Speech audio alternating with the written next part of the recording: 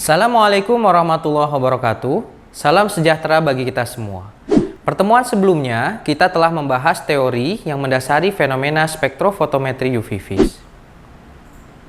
Rekan-rekan sekalian, pada pertemuan kali ini kita akan membahas prinsip kerja dan analisis spektrofotometri UV vis.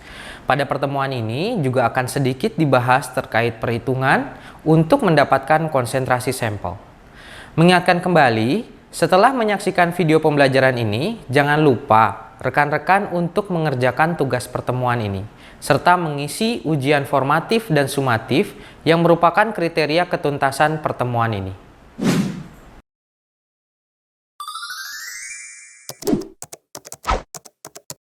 Baik, kali ini kita akan mempelajari materi prinsip kerja dan analisis spektrofotometri UV vis. Nah, untuk prinsip kerja ini kita akan membahas mengenai bagaimana fenomena spektrofotometri UV vis digunakan untuk analisis. Sebelum kita pelajari lebih lanjut, ada baiknya kita memahami beberapa definisi berikut. Yang pertama, analisis kualitatif. Analisis kualitatif adalah identifikasi struktur kimia yang terkandung dalam suatu sampel. Kurang lebih, jadi pertanyaannya adalah menanyakan sampel berisi apa. Sedangkan untuk analisis kuantitatif, ini adalah penetapan jumlah analit dalam sampel. Pertanyaan yang diajukan adalah berapa jumlah analit dalam sampel. Untuk hukum Lambert-Beer, ini adalah persamaan yang menunjukkan hubungan linearitas antara absorbansi dengan konsentrasi. Sedangkan untuk absorbansi adalah respon yang diberikan alat spektrofotometri UV, dan transmitan itu adalah persen intensitas cahaya yang dapat melalui sampel.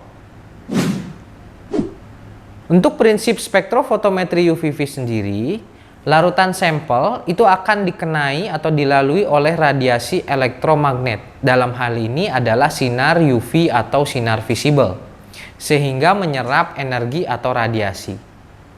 Nah, ketika dikenai oleh sinar UV vis, ini akan terjadi interaksi antara radiasi elektromagnetik dengan materi, yang pada pertemuan sebelumnya itu sudah dijelaskan akan terjadi transisi elektronik. Nah, jumlah intensitas radiasi yang diserap yang dibutuhkan untuk terjadinya transisi elektronik oleh larutan sampel, ini akan dikonversi menjadi suatu respon. Nah, hubungan antara respon dengan konsentrasi ini merupakan hubungan linier yang akhirnya dapat dinyatakan dalam bentuk data kuantitatif. Selanjutnya kita masuk ke dasar pengukuran spektrofotometri UV vis. Pada gambar bisa dilihat berkas sinar radiasi yang melalui sampel itu kita sebut sebagai I0. Nah, radiasi tersebut dilewatkan pada sampel dengan ketebalan B, kemudian nanti intensitas radiasi cahaya yang setelah melalui sampel itu akan diukur dengan detektor. Kita menyebutnya adalah I. Nah, definisi dari transmitan itu adalah I, intensitas cahaya melalui sampel, dibagi dengan I0, yaitu intensitas cahaya awal. Nah, menurut persamaan selanjutnya, absorbansi itu adalah negatif dari logaritma T, yaitu negatif dari log I dibagi I0. Nah, dari persamaan ini nantinya akan menghasilkan hubungan antara transmitan dan absorbansi. Nah, kita lanjut pada hukum Lambert-Beer. Hukum Lambert-Beer sendiri ini menunjukkan hubungan linier antara absorbansi dan konsentrasi zat yang diserap. Rekan-rekan, ini perlu saya ingatkan dari awal, untuk hukum Lambert-Beer ini tidak berlaku untuk seluruh rentang konsentrasi. Jadi ada keterbatasan hubungan linier antara absorbansi dan konsentrasi. Ini selanjutnya kita akan bahas di bagian akhir. Nah, untuk rumus hukum Lambert-Beer sendiri ini adalah A besar, absorbansi, sama dengan A kecil kali B kali C. Di mana A kecil itu adalah absorptivitas senyawa, B itu adalah tebal kuvet, dan C itu adalah konsentrasi sampel. Nah, yang rekan-rekan perlu perhatikan untuk A kecil ini atau absorptivitas suatu senyawa ini bisa dinyatakan oleh beberapa nilai. Yang pertama, nilainya bisa dinyatakan oleh epsilon atau kita sebut sebagai absorptivitas molar. Jadi ketika rekan-rekan menggunakan nilai epsilon, maka otomatis konsentrasinya itu akan dalam satuan molar. Ada lagi absorptivitas selanjutnya bentuknya adalah dalam bentuk 1% 1 cm atau A 1% 1 cm. Ini menunjukkan absorptivitas senyawa pada konsentrasi 1 gram per 100 mili pada kuvet 1 cm. Konsentrasi sampel yang diperoleh itu tergantung pada absorptivitas yang digunakan. Ini mohon rekan-rekan perhatikan dengan baik. Nah, ini berikut merupakan contoh hubungan antara transmitan dan absorbansi. Dapat dilihat ya, ketika persen transmitannya 95% ya. Jadi semakin tinggi transmitan berarti artinya kan semakin banyak intensitas cahaya yang dilalui atau lolos dari sampel. Artinya absorbansinya kecil ya. Di sini nilainya adalah 0,02. Nah, berikut ini di slide dapat terlihat hubungan antara persen transmitan dengan konsentrasi dan hubungan antara absorbansi dengan konsentrasi. Selanjutnya kita masuk dalam analisis dengan spektrofotometri UV vis. Untuk cara pertama yaitu analisis kualitatif dengan spektrofotometri UV vis ya, dengan tujuan untuk identifikasi senyawa dalam sampel. Ini bisa dilakukan dengan cara yang pertama adalah membandingkan spektrum serapan. Jadi rekan-rekan tinggal membandingkan spektrum serapan sampel dengan spektrum serapan standar. Kalau misalkan itu match ya sesuai, maka dia identitasnya sudah sesuai. Yang kedua bisa membandingkan panjang gelombang serapan maksimum ya, lambda max. Yang ketiga ini bisa membandingkan absorptivitas senyawa. Namun di sini perlu diperhatikan kondisi untuk analisis kualitatif itu sangat tergantung dari berbagai faktor. Contohnya adalah instrumen, matriks, dan interferensi. Sehingga aplikasi untuk analisis kualitatif bagi spektrofotometri UV vis ini sangat terbatas dan biasanya hanya digunakan sebagai data pendukung. Nah, selanjutnya untuk analisis kuantitatif atau penetapan kadar analit dalam sampel. Ini cara pertama adalah menggunakan absorptivitas molar, hanya saja ini tergantung sekali dengan kondisi instrumen. Cara kedua adalah menggunakan kurva kalibrasi. Cara ketiga adalah dengan menggunakan one point method. Nah, berikut ini merupakan contoh perhitungan konsentrasi dengan menggunakan epsilon ya. Kita menggunakan hukum Lambert-Beer. Rekan-rekan bisa dilihat ada soal pada analisis senyawa X diketahui epsilon 50.000 tebal kuvet 1 cm. Berapa konsentrasi larutan X dalam mikromolar yang memberikan absorbansi sebesar 0,6. Diaplikasikan rumusnya A sama dengan A, B, C. Nah, di sini absorbansinya adalah 0,6 sama dengan 50.000 dikalikan B-nya adalah 1 kali C. Nah, perlu diingat karena lambangnya di sini sudah menggunakan epsilon, berarti otomatis konsentrasinya dalam molar ya. Didapat dari hasil perhitungan aljabar sederhana diperoleh 1,2 kali 10 pangkat min 5 molar dikonversi menjadi 12 mikromolar. Nah, selanjutnya ini contoh perhitungan menggunakan A1% 1 cm. Pada analisis senyawa V diketahui A1% 1 cm sama dengan 1000. Tebal kuvetnya 1 cm. Berapa konsentrasi larutan V yang memberikan absorbansi sebesar 0,4. Nah, perlu rekan-rekan lihat tadi kan ya, nilai A1% 1 cm tadi itu adalah absorptivitas senyawa pada konsentrasi 1 gram per 100 mili ya. Nah, di sini tinggal diaplikasikan rumusnya 0,4 sama dengan 1000 kali 1 kali C. Nah, C-nya itu adalah dalam bentuk gram per 100 mili. Diperoleh dalam perhitungan aljabar di sini adalah 4 kali 10 pangkat min 4 per 100 mili ya, gram per 100 mili.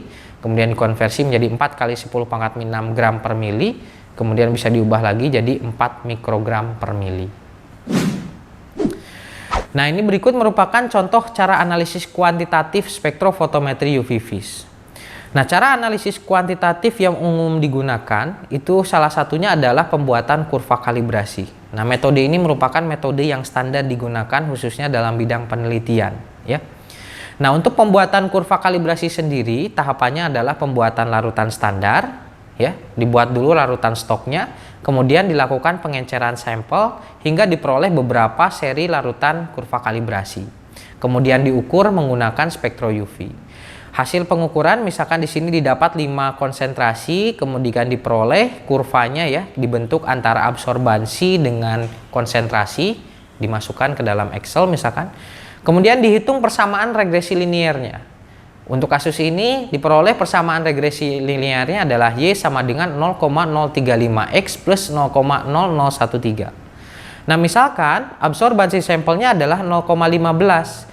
Maka 0,15 ini diekstrapolasikan untuk memperoleh nilai pada sumbu X, ya. 0,15 ini masuk di substitusi pada posisi Y, nilai Y. Jadi 0,15 sama dengan 0,035X plus 0,0013. Diperoleh X sama dengan 4,248 ppm.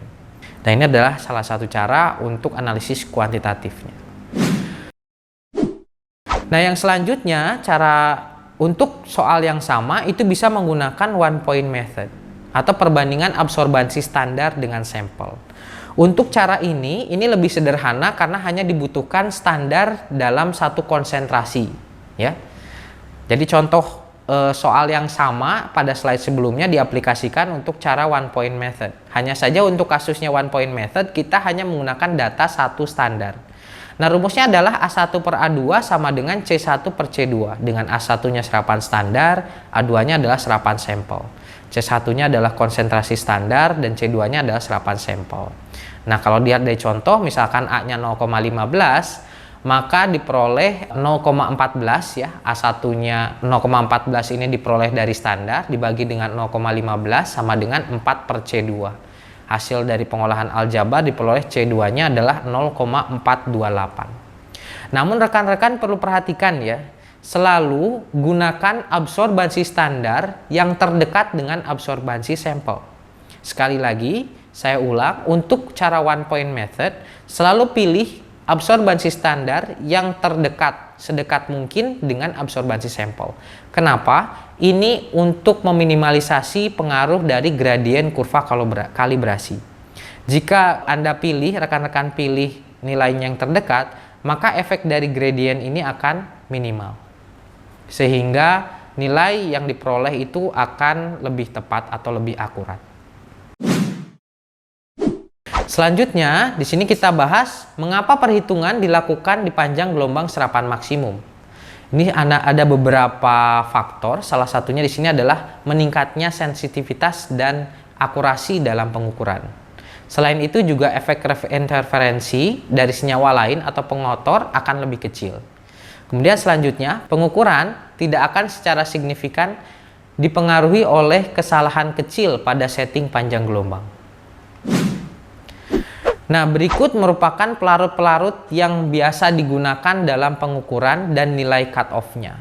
Nah, rekan-rekan ini perlu perhatikan ya, nilai cut-off ini akan menentukan apakah pelarut tersebut bisa digunakan untuk analisis pada kondisi yang akan digunakan.